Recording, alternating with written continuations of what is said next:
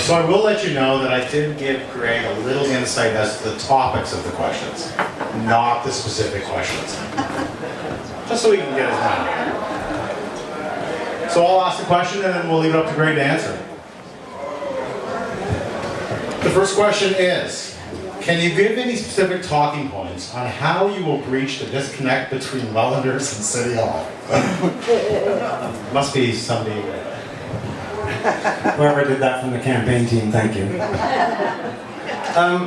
Well, again, I said in my speech, I've talked a lot about disconnect, and I believe there is a lot. So one of the things I do want to do is I want to bring back a newsletter, and I want to be able to go to small business and say, give me $10 and I'll put your name on it. And I want to do that with 20 or 30 small business. If it goes out to every hydro, at least you got a little shot, right? You got to go to 18,000 homes for $10. That's, you know, that's a little bit more of how I'd like to bridge the disconnect. Inside City Hall, and I don't know what it's called, I'm not a big computer guy, but I want to do conference calling with the staff every quarter, where they can talk to me and I can talk to them. I want to do blogs, and I want to do videos, and I want to do online stuff with the people of Welland. You know, open house is great, and we'll do that. But I'm telling you, the communication needs to be fixed, and I want to get people talking about Welland. And that's what I think will fix the disconnect.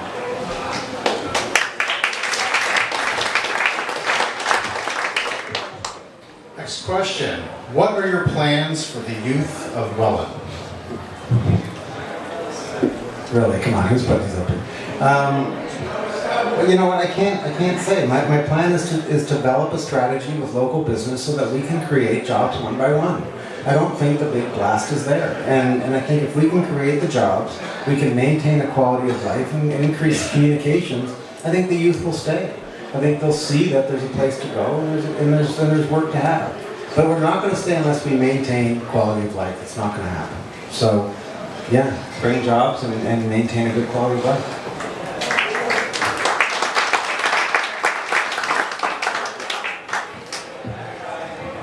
I'm smiling. I don't know why he's smiling. Well, because I was told this is a skill testing question, and that if you can't answer, you may lose a vote or two. Uncle Greg. That narrows it down. What was your first dog's name? Mimi? Oh, my first dog? Oh, they mean the one in the closet, Snowball. I had a dog that was in the closet, figure it out. Great question. To which country will you take your first economic junket? And the second? It's very simple. My first country would be Canada. But if I had to pick an outside company, I don't know if you've been, I've done 4 or 5 radio spots working with the cross-border. I think that we've lost connection with Western New York, and I think we need to start there first.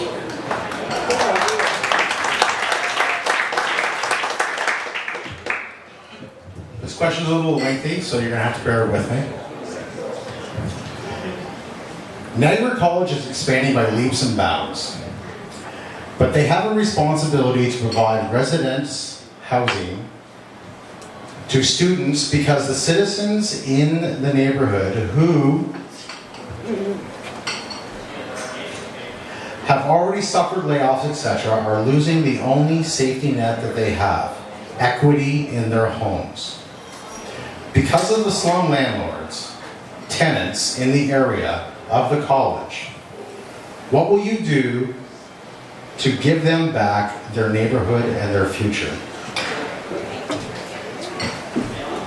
Wow. Okay. First of all, absentee landlords is better than slum, because that's what they are and that's what we're finding.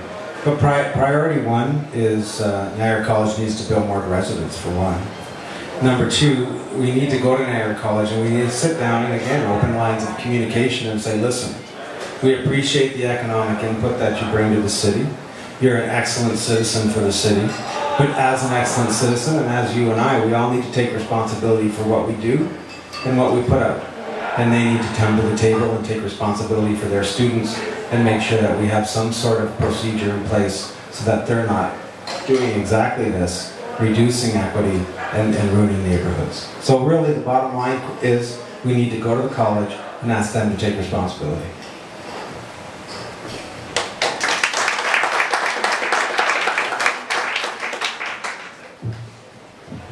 This question seems to be more of an opinion than, it's multiple questions too.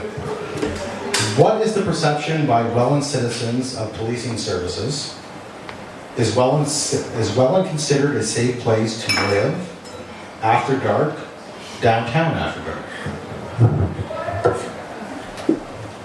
As you know, community policing services. Would help? Policing services is not actually in the mandate of the mayor's office or the city. However, that being said, and being the chair of the BIA for so many years, we've often had to go to them to say, can you start doing walks downtown?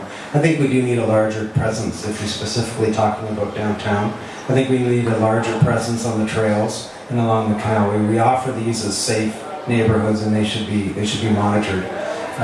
We do have a horseback division, which I actually recently spoke to them and said, can we get you downtown? Can we get you on Merritt Island? Can we get you on the trails? And they're going to work at that, and I think that that's a communication between the city. I think overall, Welland's a very safe city. I think that downtown, as we begin to develop the streets better and as we invite more people to live, downtown will get safer as well. It is going to be people.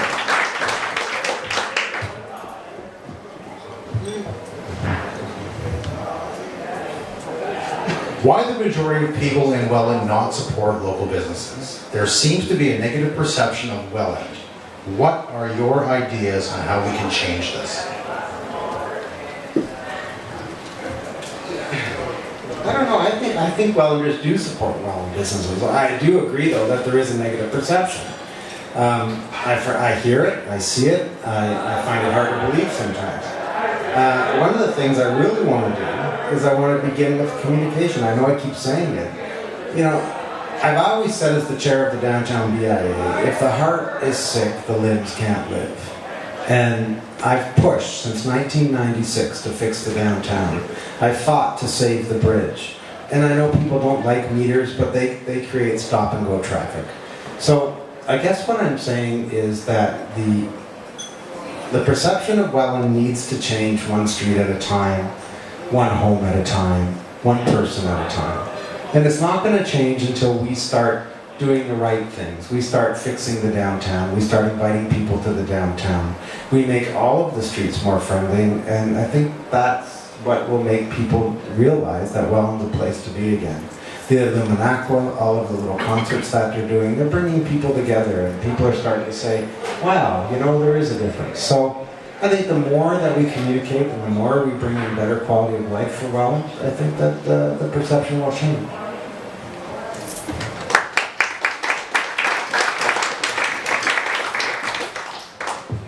I'm going to summarize this one a little, and Fern and Maria, if I get this wrong, then you let me know.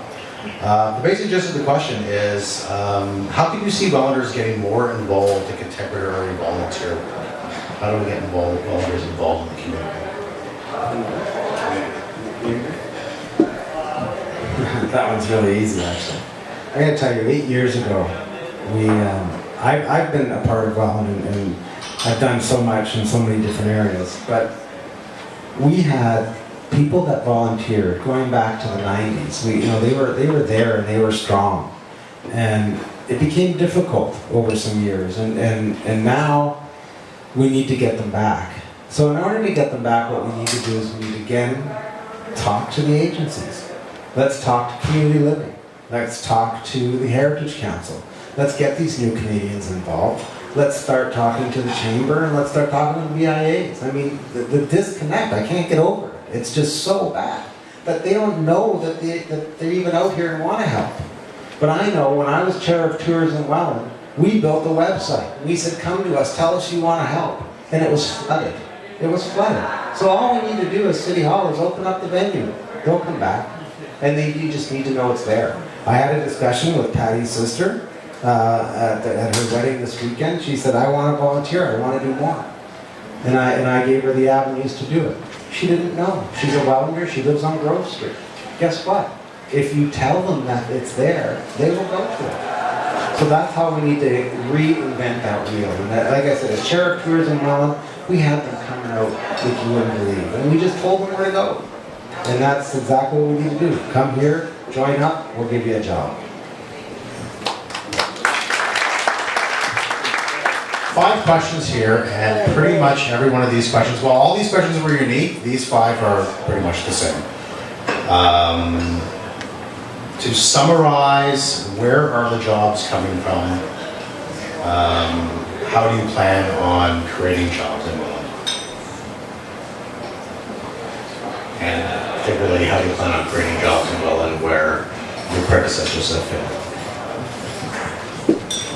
That's easy. My predecessors have failed because they're not talking to anybody. My predecessors have failed because they're not business people, because they're not coming out and they're not saying come and play. So how do I plan to do it? I've had some discussions. I've been looking for businesses for downtown for years. And as I don't have the space in the downtown core as the chair, there are other people, there are other places. I've spoken to a large company, and these people have over 600 employees. These people are making between $20 and $27 an hour. And they're in downtown Toronto. And they're paying $60 a square foot.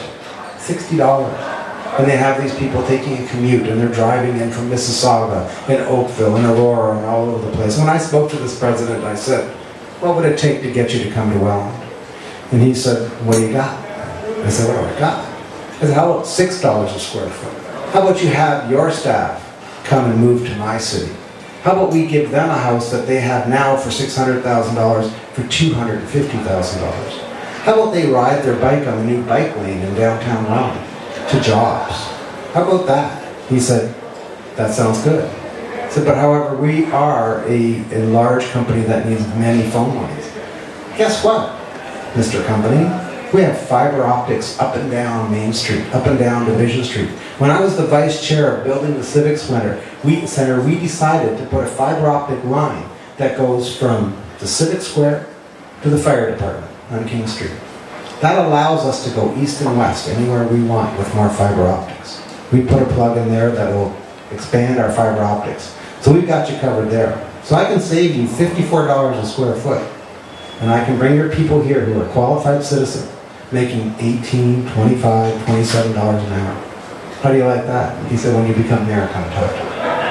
Because I'm telling you, think about that. They could take that spot on Bay Street, and they could rent it to a lawyer at $120 a square foot, and they can move down here where we have tons of space. We have brownfield that they could build and still be better off. They're better off coming here if you go with the right pitch. You need a salesman. You need a salesman to go out and sell Welland. I am a salesman. I am a businessman. I'm the guy that's going to go out and sell Welland. I said to Craig Sturksinger, who is a wonderful general manager for the city of Welland, the guy has done a phenomenal job. I said to him when at Illuminaco, I said, when I become mayor, you administrate, I'll sell. What team? That's what's going to bring the jobs to Welland.